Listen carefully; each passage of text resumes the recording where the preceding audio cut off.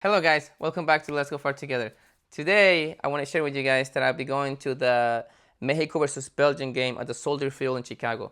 Now Mexico has struggled in the last World Cup and even the one before that with Osorio. It was very poor. It was very poor performance. We have been very fed up of how the national team has been handled and how poorly they've been doing on the international stage.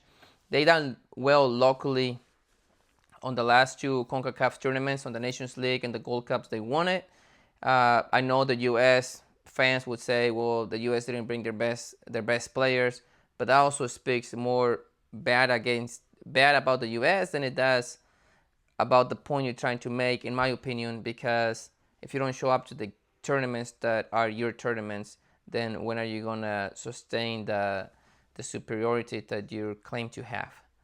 Now, the U.S. did get spanked 5-2 against Belgium, while Mexico held a 0-0 draw at the Estadio Azteca in Mexico. They got booed. They got a lot of the bad things that the Mexican fans do. Those things happen, and I really hope they don't happen here. Again, I'm going to be taking my young boy and one of my little ones, whether it's my little 7-year-old daughter. I know, right? 6, 7. Or my little boy who is only 4. But I really hope that we can have a good time, be safe, and just enjoy ourselves. Now, about the game,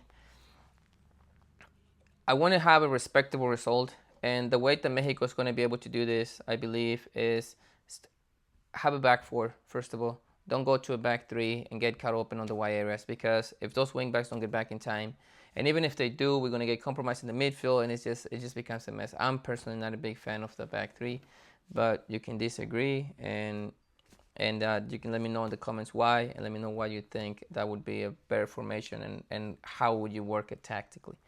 Now, they'll have Onana, Tielemans, and De Bruyne in the midfield, and that's going to be very dangerous for Mexico.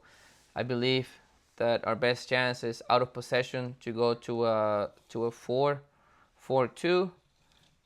to where ideally I like to see Quiñones here, so that way we can press as two strikers. We can have a 4-v-3 in the midfield and control this and keep them from doing any intricate passing. If this guy buys to press, we can switch here and we can have this guy shift over to make sure they don't do any triangular passing with these guys, and have this overload over here with that setup. Because if we bite all the way over here, then what they're gonna do is they're gonna put the ball here, and they'll have Doku that will kill us in the speed. No matter what, we're not gonna be able to win those races. Mexico does not have the pace that we used to on the wide areas. Our best chance is gonna be able to have the 2v2s on the wide areas and supported by one of the center backs, and we should be able to do this as long as Piojo Alvarado or whoever's playing this wing or false midfielder is able to come back and making sure that we stay in with Doku, make sure we don't leave him open on a wide area to where he can go at Luis Reyes or whoever's going to be the center, the right back on this side. Don't leave him exposed on a 1v1 situation. We got to be able to overload. We got to be able to guide them. We got to be able to stay compact. Now, Vasco Aguirre has been his best results have always been when he's the underdog, and that's what I'm hoping he brings to this national team. Out of the last 6 games, Mexico has not conceded a goal on 5 of those, and that's something very encouraging going into this this tournament and this World Cup, where every game matters. You cannot concede a lot of goals, because you could also be out, from any possibility of even going through as one of the best third places on your group. Now we're hoping that Mexico gets in on first place, but we didn't even get out of the last World Cup from the group stage. So, though I'm optimistic because my blood tells me to, I'm skeptical because of what we've done before. But it gives me hope that Vasco Aguirre knows how to be the underdog, and that's where Mexico is. No matter kind of who we play against in the World Cup stage, we're going to be an underdog. If we play against, I believe in the round of 16th, we could be facing England. We're huge underdogs on those games.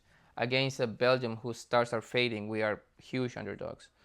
But if we can fight like we did against Portugal, and we can fight for each other, and we can make sure that we do not give the talented players from the other team spaces, we can do well, and we can advance in this tournament. Please let me know in the comments who you think would do better, who you think will advance more in this tournament. If it be the U.S., Mexico, or Canada, let me know in the comments where you're from and who you're going to be cheering on. Let me know if your country didn't make it to the World Cup, and which I'm sorry to hear that. But I hope you're able to come and you're able to enjoy it with us, whether it's you go to Mexico, the U.S., or Canada to watch the games.